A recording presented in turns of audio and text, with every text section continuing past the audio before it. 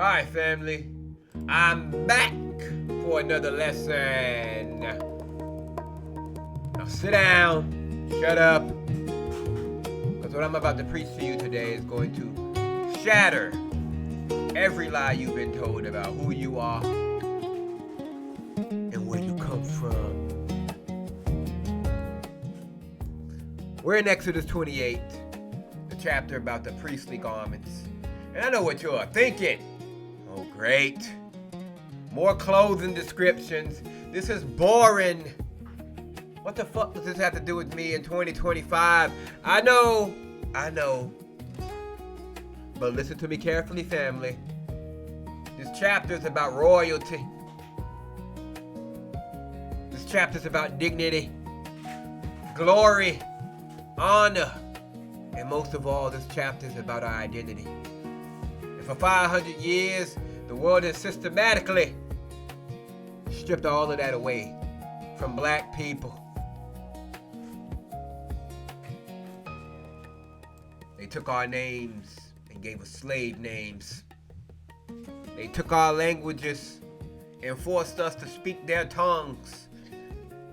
They took our cultures and called them primitive. They took our religions and replaced them with a European Jesus. They took our lands and carved them up like a damn pizza. They took our bodies and worked us to death. They took our children and sold them like cattle. They took our women and they raped them. They took our men and they lynched them. But most importantly, family, they took our identity as the Most High Priests, or the priests of the Most High God. Because that's what we are, family. We are the royal priesthood. We are the holy nation. As says in 1 Peter 2:9, but ye are a chosen generation, a royal priesthood, a holy nation, a peculiar people, that ye should shew forth the praises of him who hath called you out of darkness into his marvelous light. But they convinced us we are slaves, family. They convinced us we are property. They convinced us we are cursed. They convinced us we are less than human, and we believe that shit, family. Black people all over this godless planet, listen to me. We are walking around and with no idea that we are descendants of priests. But Exodus 28 is going to wake you up. This chapter describes the priestly garments that Aaron, the high priest, was supposed to wear. But it's not just about clothes, family. It's about our authority. It's about anointing. It's about the power that Yah has invested in his chosen people, Israel. And Israel is black. Don't let nobody tell you different. We are the descendants of Abraham, Isaac, and Jacob. We are the people who were enslaved in Egypt the first time, ancient slavery. And we are the people who are enslaved again in the Americas and all around this world, the modern slavery from the transatlantic slave trade. Deuteronomy 28:68, and Yah shall bring thee into Egypt again with ships, by the way whereof I spake unto thee, thou shalt see it no more again. And there ye shall be sold unto your enemies for bondmen and bondwomen, and no man shall buy you. Egypt, again, with ships, sold as bondmen and bondwomen. That's us, family. That's the Middle Passage. 400 years of slavery in the Americas and around the world. Even excluding the Arab slave trade was going on way longer than this. But now in 2025, family, we're waking up. The priestly garments are being restored. Our dignity is being restored. Our identity is being restored. So buckle up. This is going to be long. Not that long. We'll be detailed though. And it's going to be real. Because our people, from the Bronx to the favelas in Brazil, from the townships to the ghettos around the world, y'all need to know who the hell you are. In the name of Yahushua, Yah in the flesh, let's get it. I present to you Exodus 28, the royal priesthood restored Verses 1 through 5. And take thou unto thee Aaron thy brother, and his sons with him, from among the children of Israel, that he may minister unto me in the priest's office. Even Aaron, Nadab, and Abihu, Eleazar and Ithamar, Aaron's sons. And thou shalt make holy garments for Aaron thy brother, for glory and for beauty. And thou shalt speak unto all that are wise-hearted, whom I have filled with the spirit of wisdom, that they may make Aaron's garments to consecrate him, that he may minister unto me in the priest's office. And these are the garments which they shall make: a breastplate and an ephod, and a robe, and a broidered coat, a mitra, and a girdle. And they shall make holy garments for Aaron thy brother and his sons, that he may minister unto me in the priest's office. And they shall take gold, and blue and purple and scarlet and fine linen. So breaking verses 1 through 5 down. First thing, the priesthood comes from Israel. Not from the Gentiles, as they try to tell you. Not from the nations, from us. Aaron and his sons were chosen from among the children of Israel to be the priests. This is critical here, family. Listen, the priesthood is not universal. It's not for all people. It's for Israel only. And who the hell is Israel in 2025? Negro people, black people.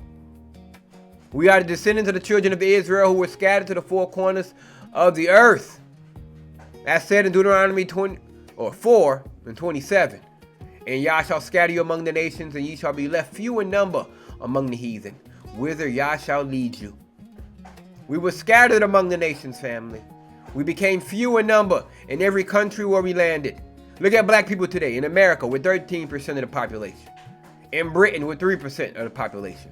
In France, we're about 5% of the population. In Canada, we're 3.5% of the population. In Brazil, though officially higher, pure black Africans are a minority. In every Caribbean island, we're the majority because it was a slave colony. But globally, we're scattered minorities, family. Few in number among the heathen, that's us. And all of us have a priestly calling. Exodus 19 and 6 says, and ye shall be unto me a kingdom of priests and an holy nation. These are the words which thou shalt speak unto the children of Israel. All of Israel is called to be a kingdom of priests, family. But we have been stripped of that identity. Let me show you how they did it. First, through the transatlantic slave trade from the 1500s to the 1800s. When Europeans kidnapped our ancestors from Africa, they didn't just take their bodies, they took their identities. Our ancestors, family, were kings and queens, like Queen Nzinga of Angola, King Sudianta of Mali, Emperor Mansa Musa. Priests and spiritual leaders, scholars and teachers. Timbuktu was a center of learning, family. Craftsmen and artists. But the slave ships turned them into property. They were given numbers instead of names. They were branded like cattle. They were sold like merchandise. The slave auction blocks in Charleston, New Orleans, Savannah, Newport, New York, all across the Americas, family, were places where Israelite royalty was sold as slaves. Imagine the descendant of King David standing on an auction block in Virginia while white men bid on his body. That's what happened. Number two, the destruction of African kingdoms from 1800s to the 1900s. While slavery was happening in the Americas, Europeans was destroying the remaining Israelite kingdoms in Africa. The Berlin Conference of 1884 and 1885, European powers literally sat around a table in Germany and carved up Africa like a pizza. They drew lines on the map and divided our land amongst themselves. Britain got Nigeria, Ghana, Kenya, Uganda, South Africa. France got Senegal, Mali, Burkina Faso, Ivory Coast, Algeria. Belgium got Congo and committed genocide. 10 million people killed under King Leopold II. Portugal got Angola, Mozambique. Germany got Cameroon, Tanzania, Namibia. Italy got Libya, Ethiopia, tried to. Eritrea. Spain got Equatorial Guinea, parts of Morocco. They didn't ask the African people for this, family. They just took it. and they called it civilization. They destroyed the kingdom of Congo, the Ashanti Empire, the Zulu kingdom, the Ethiopian Empire, tried to at least. The kingdom of Buganda. They turned kings into subjects. They turned priests into pagans. Number 3, forced Christianization with the European Jesus. Then they gave us their religion. But they didn't give us the real Yahusha. They gave us the European Jesus. Blonde hair, blue eyes, pale skin, European features. And they said, this is your Savior. This is who you must worship. This is the image of God. They put this image in every church, every home, every school. And what did this do to our psychology, family? It made us worship the image of our oppressors. It made us see whiteness as divine and blackness as cursed. Dr. Kenneth Clark's doll test in the 1940s proved this. When black children were shown white and black dolls, they preferred the white dolls. They said the white dolls were nice and good. They said the black dolls were bad and ugly. That's the psychological damage of forced Christianity with a European Jesus, family. The destruction of priestly knowledge. They made it illegal for slaves to read the Bible. Learned to read and write. Practice their original religions and speak their own native languages. Why? Because if we could read the Bible for ourselves, we would discover that we are Israel. We are the chosen people. We are kings and priests. Our oppressors are the Gentiles mentioned in prophecy. So they kept us ignorant. They gave us a sanitized version of Christianity that focused on being submissive. Slaves, obey your masters. Accepting suffering, turn the other cheek. Waiting for heaven, you'll get your reward in the by and by. But they hid the parts about Israel's identity. We are the chosen people. Israel's promises, we will inherit the earth. Israel's destiny, we will rule the nations. The judgment of the oppressor nations, Yah will destroy our enemies.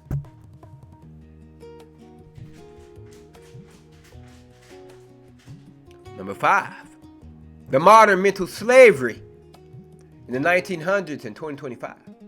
Even after physical slavery ended, family, they maintained mental slavery through education system. They taught us that Africans were primitive. Europeans civilized Africa. Slavery was a necessary evil. We should be grateful for being brought to America. They hid the fact that Africa had advanced civilizations. Egypt, Nubia, Mali, Songhai, Great Zimbabwe. Africans built the pyramids. Africans taught Europeans mathematics, astronomy, medicine through the Moors. Oh, just wait till you guys hear about that. Timbuktu had a university when Europeans were still in the Dark Ages. Through the media and the entertainment system, every movie, TV show, book, magazine showed white people as heroes, leaders, saviors. Black people were the servants, criminals, and sidekicks. Even Bible movies showed Moses as Charlton Heston, white, Jesus, Jeffrey Hunter, Jim Caviezel, white, all the Israelites, white actors, all the Egyptians, either white or Arab actors. This reinforced the lie that the Bible was about white people. Through religious indoctrination, black churches became agents of oppression by teaching God loves everybody the same. That's a lie. He chose Israel specifically. We're all God's children. No, only Israel is called God's children. Color doesn't matter to Yah. Yes, it does, family. He chose a specific people that were black. Focus on getting to heaven instead of reclaiming our inheritance on earth. So for 500 years, family, they have systematically stripped us of our identity, our priestly identity. But Yah says time to put it back on, family. The priestly garments were made for two purposes: glory and beauty. Not for slavery, not for oppression, not for degradation, for glory and beauty. Family, look at how they made us dress through our history. During slavery, they gave us burlap sacks, rags, hand-me-downs from the master's house, bare feet, chains around our necks, wrists, and ankles. They made us look like animals. During Jim Crow, Even when we dressed well, they told us don't get too uppity. Know your place. Don't dress better than them white folks over there. They lynch black people for wearing nice clothes. They lynch black people for being successful. They lynch black people for looking too confident. Today, they've convinced our young people to dress like criminals. Sagging pants, which started in prison because prisoners weren't allowed belts. Grills and gold teeth, like we're pirates. Backwards caps and hoodies, like we're hiding. Baggy clothes, like we don't respect ourselves. Then they use our appearance to justify racial profiling, police brutality, employment discrimination, educational discrimination. They say, look at how they dress. They must be thugs. But the real issue is we've forgotten that we're supposed to dress for glory and beauty. We've forgotten that we're royalty. We've forgotten that we are priests. The garments of the high priest here. So the high priest wore 8 pieces of clothing. Linen breeches, undergarments, coat of fine linen, tunic, girdle, the sash and the belt, robe of the ephod, blue robe, ephod, vest-like garment, the breastplate with the 12 stones, mitra, the turban and the crown, the golden plate attached to the mitra. So each piece has spiritual significance here. In the materials, gold is a divinity, kingship, purity. Blue stands for the heaven, the divine. Purple, royalty, nobility. Scarlet, blood, sacrifice, and redemption. Fine linen, righteousness, and holiness. These are royal colors, family. These are expensive materials. This is not the clothing of slaves. It's the clothing of kings. Continuing on in Exodus 28, 6-14 here. And they shall make the ephod of gold, of blue, and of purple, of scarlet, and fine twined linen.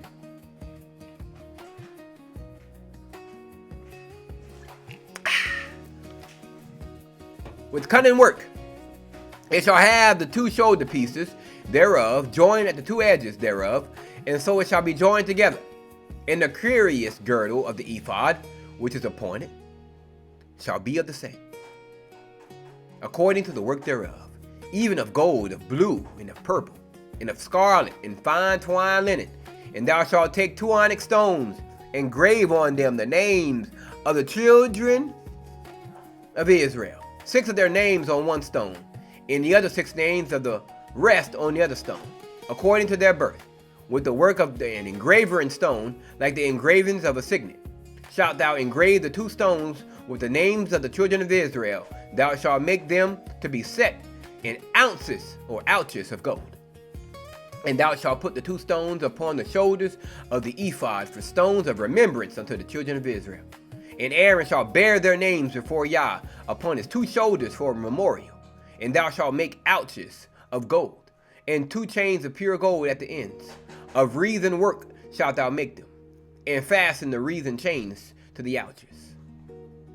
So the ephod, family, was the most distinctive piece of the high priest's clothing.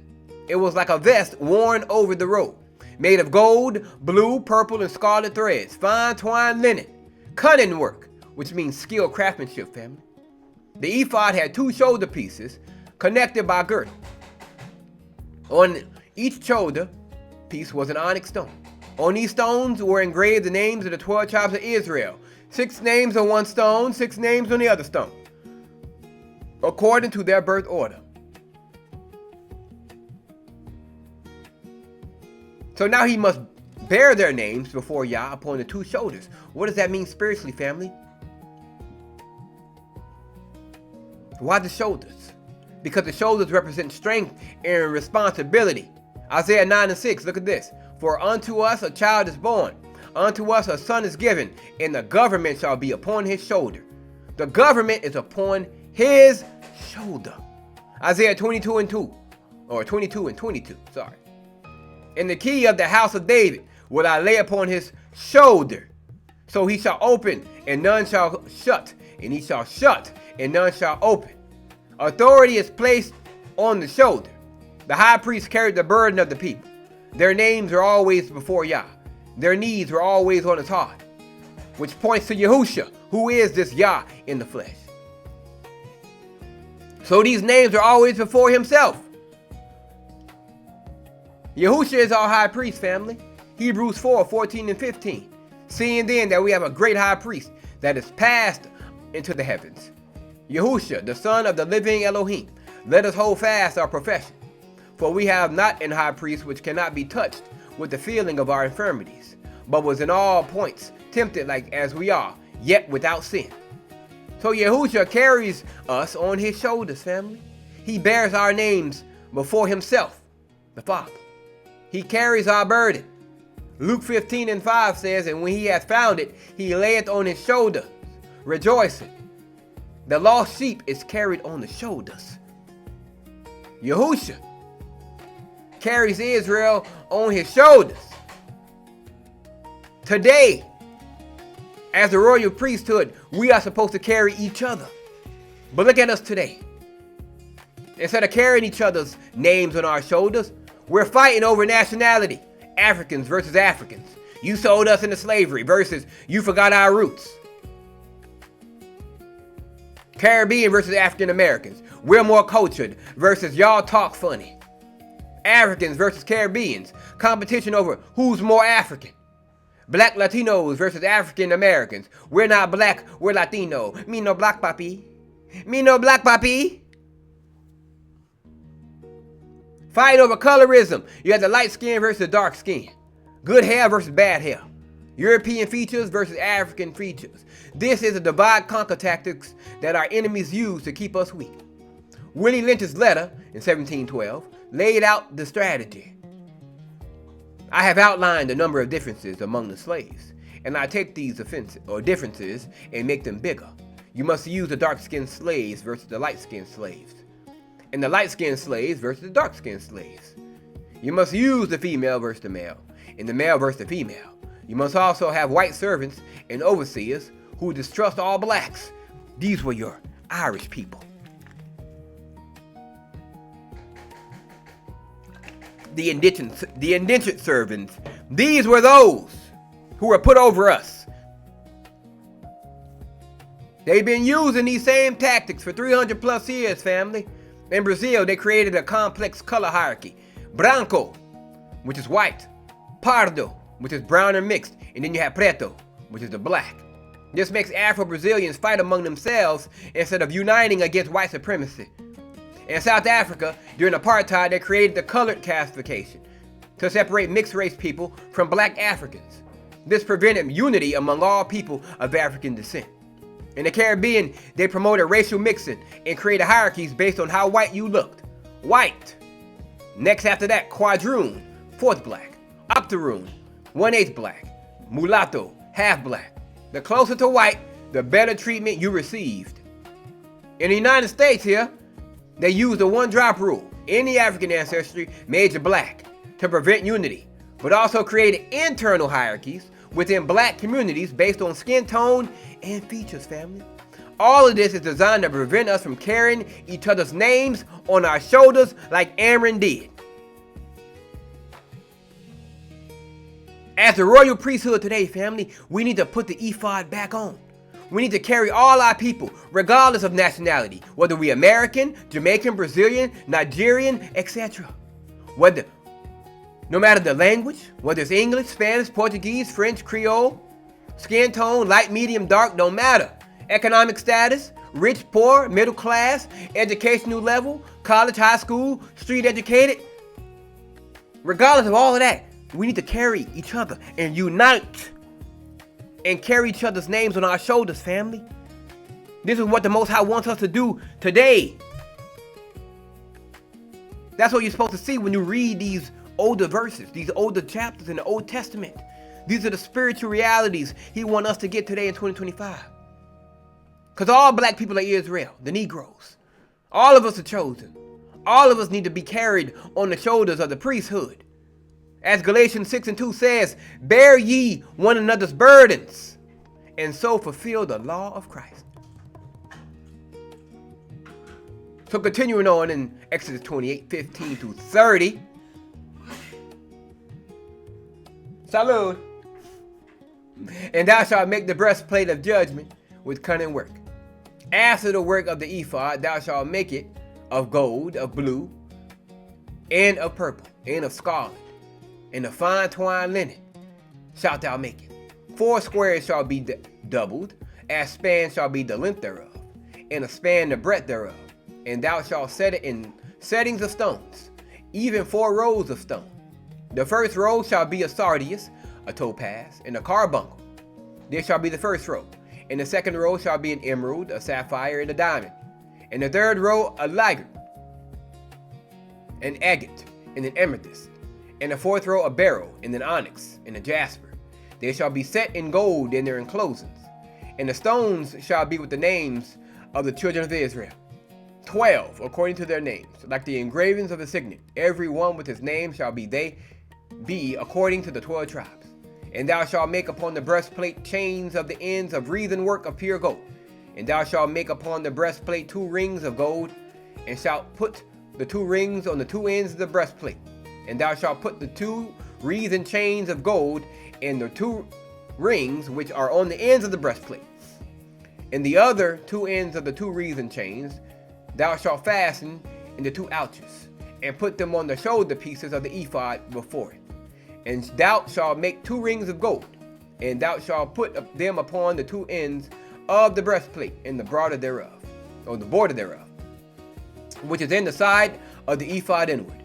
And thou shalt make 2 rings of gold, and shalt put them on the 2 sides of the ephod underneath, toward the forepart thereof, over against the other coupling thereof, above the curious girdle of the ephod.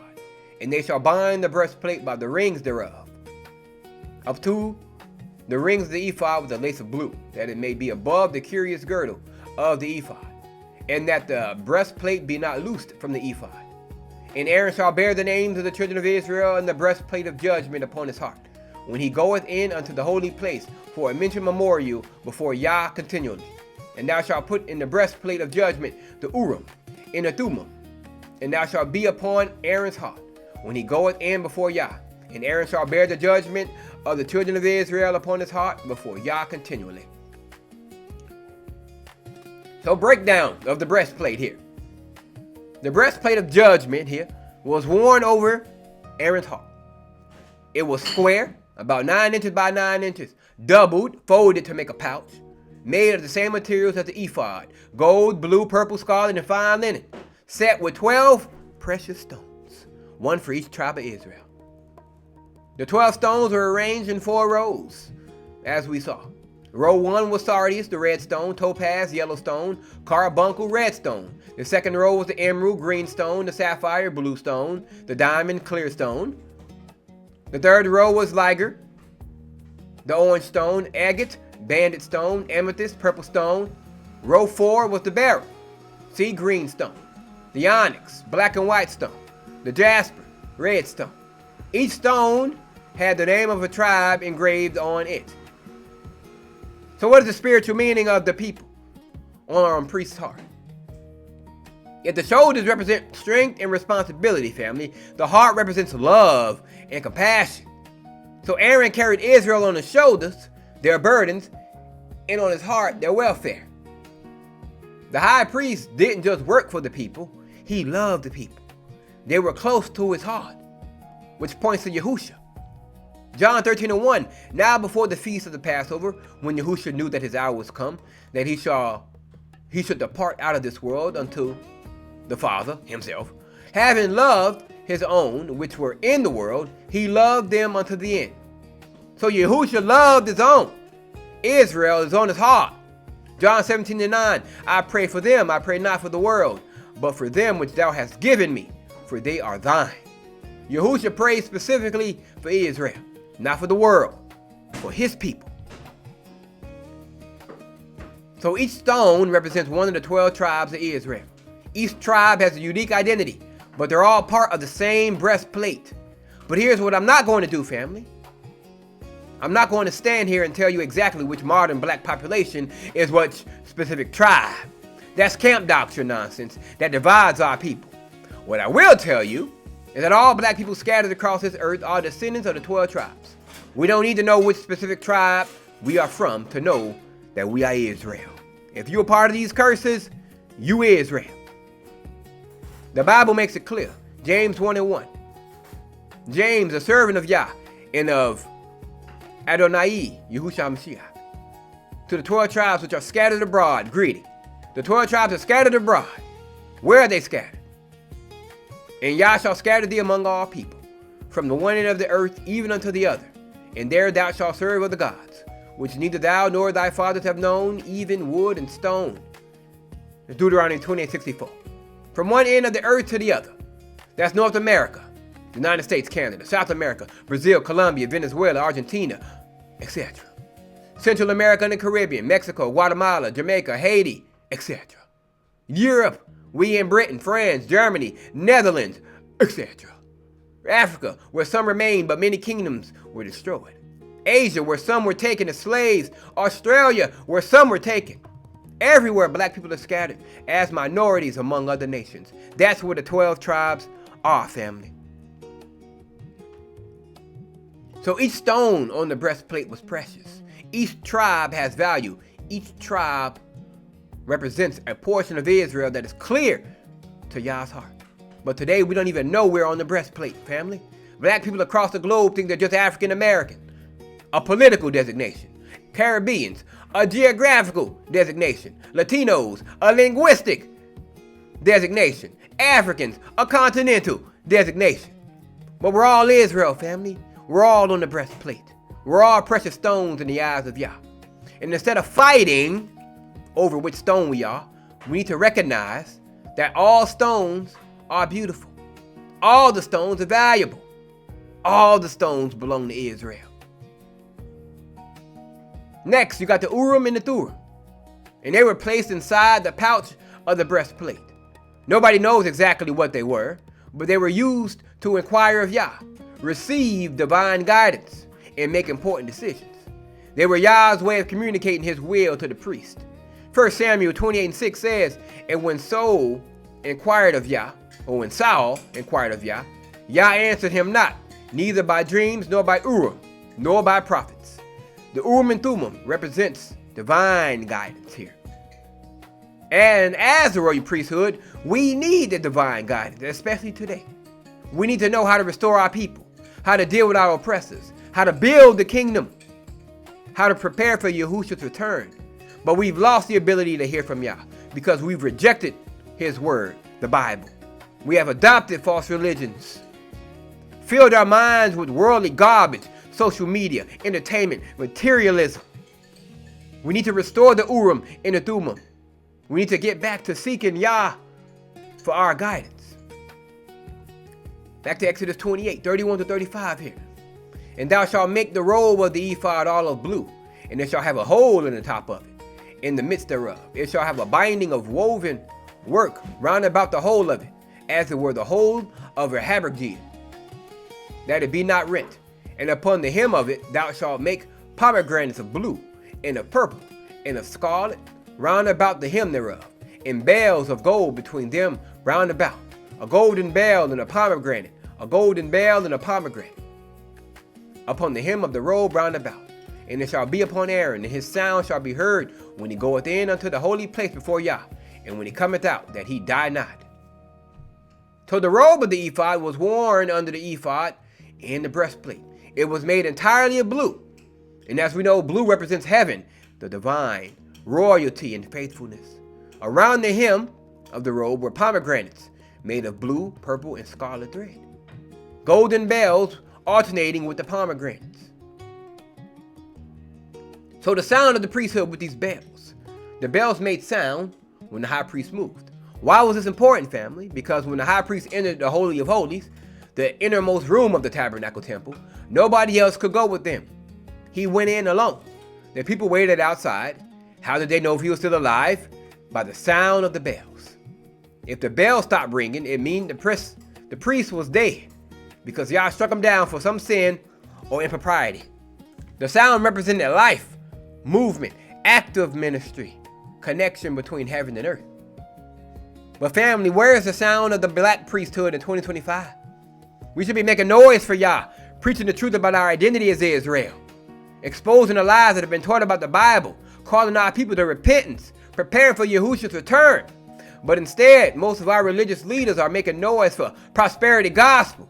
Joel Osteen, Creflo Dollar, T.D. Jakes, so on and so forth. Feel-good messages that don't challenge nobody. Social justice without spiritual transformation. Unity without oppressors instead of separation unto y'all. Look at what happened during the Civil Rights Movement. Many black preachers made a deal with white America. They said, we'll preach a version of Christianity that makes black people docile and non-threatening. We'll focus on love and forgiveness and turning the other cheek. We won't talk about the Old Testament prophecies that identify us as Israel or the judgments coming upon our oppressors. In exchange, you'll give us some social acceptance, some integration, and some material benefits. That's why you have black preachers today who preach about loving your enemies, but never identify who the enemies are. Talk about forgiveness, but never demand repentance from the oppressors. Promote racial reconciliation, but never address the spiritual dimension of our oppression, of where it comes from and why it's here. And they focus on getting to heaven, but ignore the inheritance that we're going to have right here on this great earth. They're making the wrong sound. The sound we need to make needs to be loud, clear, and consistent. We need to make noise about our identity. Saying, black people, you are Israel. You are not an African American. You are not minorities. You are not people of color. You are the chosen people of the Most High God. We need to make noise about our prophecy.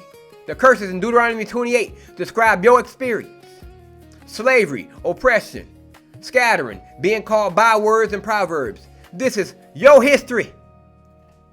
We need to make noise about the judgment because the nations have oppressed you are going to be judged. Yah is not going to let them get away with 500 plus years of slavery, lynching, colonization, and genocide. And we definitely need to be making noise about our restoration. Because Yah in the flesh, Yahushua, is coming back to restore the kingdom of Israel to us. We're going to rule the earth with him. The last shall be first. But most of our preachers are silent on these issues, or they're making the wrong sound. The pomegranates on the robe represent fruitfulness, because pomegranates are full of seeds, and they represent fertility, abundance, multiplication. The priesthood should be fruitful. It should be producing converts, people coming to the truth, disciples, people growing in the truth, leaders, people speaking and spreading the truth. But look at the state of black churches today, family. In the United States here, most black churches are dying. Young people are leaving because they see the hypocrisy.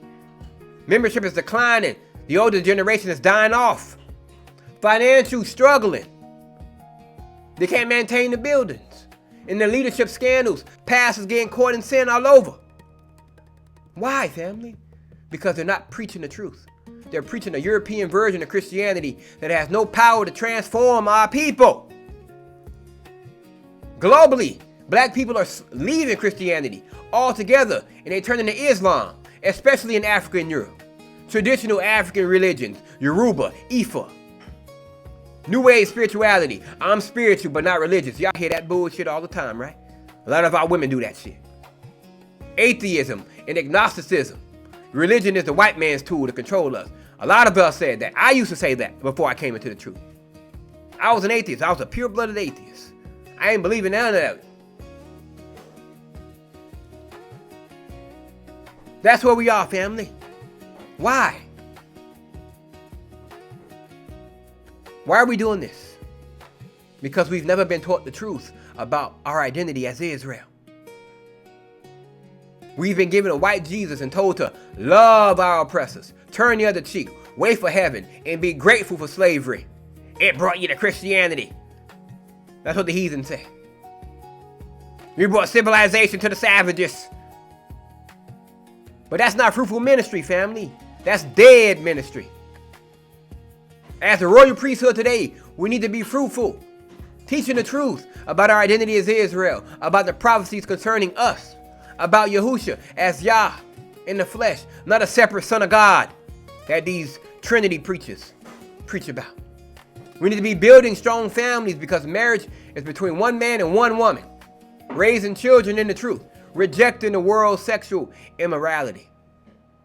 economic empowerment, building businesses, supporting each other financially, preparing for the economic collapse of our oppressors. Physical and mental health, eating clean foods according to Leviticus 11. Put down the shrimp, put down the pork, come back to clean eating, exercising and taking care of your bodies, healing from the trauma of oppression.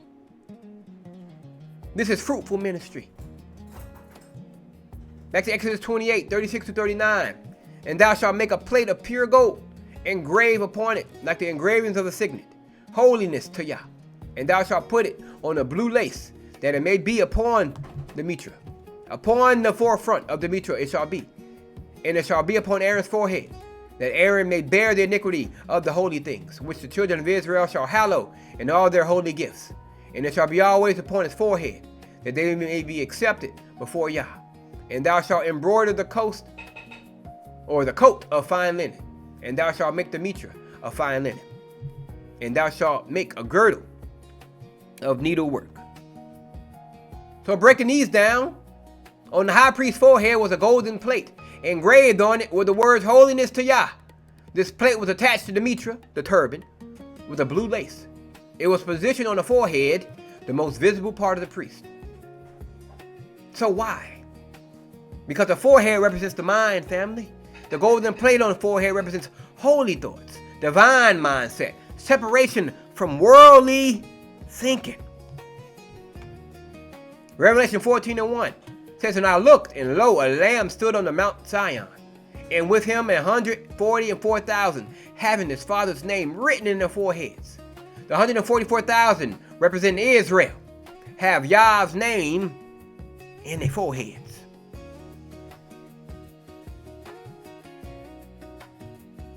Revelation 22:4, and they shall see his face, and his name shall be in their foreheads. So the forehead represents the identity and allegiance. What's written on your forehead in your mind today, family? Let's be real about it. What's written on our heads today? Materialism, get money, hustle or die, secure the bag. Our young people are obsessed with designer clothes. Gucci, Louis Vuitton, Balenciaga, all brands, all headed by people that hate your black ass. Expensive cars, BMW, Mercedes, Lamborghini, Ferrari, Porsche. If it's foreign, that's what our people want. Jewelry, we love chains, watches, grills, social media status, Instagram followers, TikTok likes. They think success equals material wealth. But Yah says, Matthew 6:19-21, lay not up for yourselves treasures upon earth, where moth and rust doth corrupt, and where thieves break through and steal. But lay up for yourselves treasures in heaven, where neither moth nor rust doth corrupt, and where thieves do not break through nor steal. For where your treasure is, there will your heart be also. Our mind is also on sexual immorality, sexual freedom, my body, my choice. Love is love. Our people have embraced fornication, sex outside of marriage, adultery, cheating on their own spouses, homosexuality, same-sex relationships, transgenderism, changing genders, polyamory, multiple relationships, multiple wives and husbands. Y'all taking on the heathen. Our people have embraced this, and the black church has largely accepted this shit. But Yah says, 1 Corinthians 6:18-20, flee fornication. Every sin that a man doeth is without the body, but he that committeth fornication sinneth against his own body. What? Know ye not that your body is a temple of the Holy Ghost, which is in you, which ye have of Elohim, which ye are not your own, for ye are bought with a price. Therefore glorify Yah in your body and in your spirit, which are Yah's. We have a victim mentality. We can't make it. The system is against us. We need white people to save us. Instead of recognizing that we Israel, the chosen people, many of our people have internalized the mindset of perpetual victimhood. They're always waiting for government programs to save them. You saw them during the government shutdown, begging the government to open up so they can get their food stamps back. Begging white folks to save them again. We waiting for white allies to fight for us. Civil rights organizations to advocate for them. Liberal politicians to represent them. But Yah says in Deuteronomy 8:18, but thou shalt remember Yah thy Elohim, for it is he that giveth thee power to get wealth, that he may establish his covenant, which he sware unto thy fathers, as it is this day. Yah gives us the power to get wealth. Not the government, not white folks. Yah. We have an integration mentality. We just want to fit in. We want to be accepted. We're all the same. Many of our people have spent generations trying to assimilate in the white society. Prove they're just as good as white folks. Gain acceptance from their former oppressors. Weak mind, trauma. But Yah says in 2 Corinthians 6:17, wherefore come out from among them, and be ye separate, saith Yah, and touch not the unclean thing, and I will receive you. Come out, be separate. As the royal priesthood, we need to change what's written on our foreheads. Instead of materialism, instead of chasing money, chase righteousness. Instead of designer clothes, put on the garments of salvation. Instead of expensive cars, focus on the straight and narrow path. Instead of fornication, practice celibacy unto marriage. Instead of adultery, be faithful to your spouse. Instead of homosexuality, embrace Yah's design for male and female. Instead of seeing yourself as a victim, see yourself as royalty. Instead of waiting for others to save you, build the kingdom. Instead of begging for acceptance, demand respect. Instead of trying to fit in with the world, be set apart. Instead of seeking acceptance from the oppressors, seek approval from Yah. And instead of conforming to their standards, establish Yah's standards. That's all there is to it, family. Finishing up Exodus 40-43. And for Aaron's sons, thou shalt make coats, and thou shalt make for them girdles and bonnets. Shalt thou make for them, for glory and for beauty. And thou shalt put them upon Aaron thy brother, and his sons with him, and shalt anoint him, and consecrate them, and sanctify them, that they may minister unto me in the priest's office. And thou shalt make them linen breeches to cover their nakedness. From the loins even unto the thighs they shall reach. And they shall be upon Aaron and upon his sons, when they come into the tabernacle of the congregation, or when they come near unto the altar to minister in the holy place, that they bear not iniquity and die. It shall be statute forever unto him, and his seed after him. So Aaron's sons also received priestly garments, coats, tunics, girdles with the sashes, bonnets, turbans, linen breeches, underwear. Even the regular priests, not just the high priest, were to be dressed with dignity. The priesthood involved anointing, setting apart the oil. Consecration, dedication to holy service. Sanctification, making holy. The priesthood was generational. It passed from father to son. Family, the priest doesn't stop with us. We have to raise up the next generation. Our children need to know who they are as Israel, what their calling is, which is a royal priesthood, how to dress for glory and beauty, how to think holiness to Yah, how to live separate from the world. But look at what we're passing down to our children. Broken families. 70% of black America are born out of wedlock. Black children in America are born out of wedlock. In Britain, the numbers are similar among black communities. In the Caribbean, many children are raised by grandmothers. In Brazil, single motherhood rates are highest among Afro-Brazilians. Many grow up without fathers. Many are raised by grandmothers because their parents are in prison, on drugs, abandon their responsibilities. How can we pass down the priesthood when we don't have stable families? We pass down worldly values because we're teaching our children to get rich by any means necessary, even if it means selling drugs, scamming, or exploiting others. We're teaching our children to be sexually liberated instead of pure, teaching them to fit in with society instead of being set apart, chase fame and fortune instead of righteousness. We're not teaching our children that they're Israel either. We're teaching them that they're African Americans, black people, minorities, people of color. But none of these identities connect them to the covenant. We need to restore generational priesthood. As it says in Deuteronomy 6:6-9. And these words which I command thee this day shall be in thine heart, and thou shalt teach them diligently unto thy children, and shalt talk of them when thou sittest in thine house, and when thou walkest by the way, and when thou liest down, and when thou risest up, and thou shalt bind them for a new sign upon thine hand, and they shall be as frontlets between thine eyes, and thou shalt write them upon the posts of thy house and on thy gates. We need to teach our children their identity. Son, you are not a black boy. You are an Israelite prince. You come from the royal line of David. You are chosen by the Most High Yah. We need to teach them purpose. Daughter, you are not here to be a video vixen or an Instagram model. You are called to be a priestess, a queen, a mother of the next generation of Israel. We need to teach them standards. We don't dress like the world. We don't talk like the world. We don't think like the world. We are separate. We are holy. And we need to teach them destiny. When Yahushua returns, we are going to rule with him. The kingdoms of this world are going to become the kingdoms of our Yah. We are training for rulership. That's what all of this is. All the stuff that we're going through, family, is just training for rulership.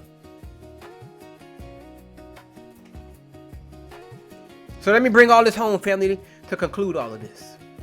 Exodus 28 is not just about clothes.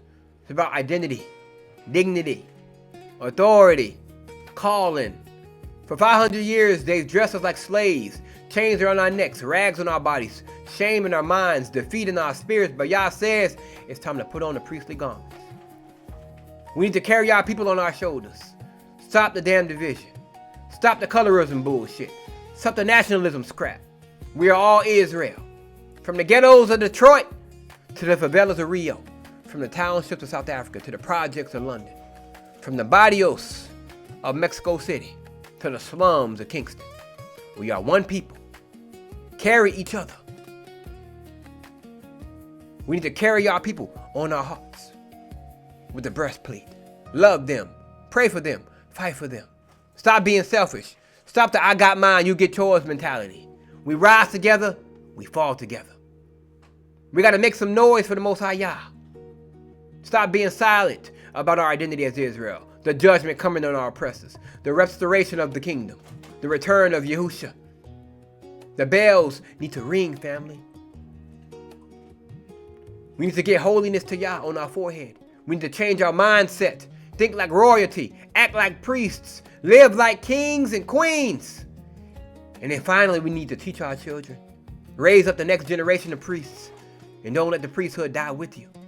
To every black Israelite listening to this message, in Harlem, Brooklyn, Queens, the Bronx, Staten Island, Chicago, Detroit, Milwaukee, Cleveland, Baltimore, Atlanta, New Orleans, Houston, Dallas, Memphis, Los Angeles, Oakland, San Francisco, Seattle, Portland, and Kingston, Spanish Town, Montego Bay, and Port-au-Prince, Gonaives, Cap Haitien, and Bridgetown, Port of Spain, St. George's, in London, Manchester, Birmingham, Bristol, and Paris, Marseille, Lyon, Toulouse, in Amsterdam, Rotterdam, The Hague, in Rio de Janeiro, Sao Paulo, Salvador, Recife, in Bogota, Medellin, Cartagena, Cali, in Mexico City, Guadalajara, Tijuana, Puebla, in Lagos, Accra, Nairobi, Kampala, in Johannesburg, Cape Town, Durban, Pretoria. Put on the priestly garments. You are not a slave. You are not a victim. You are not a minority.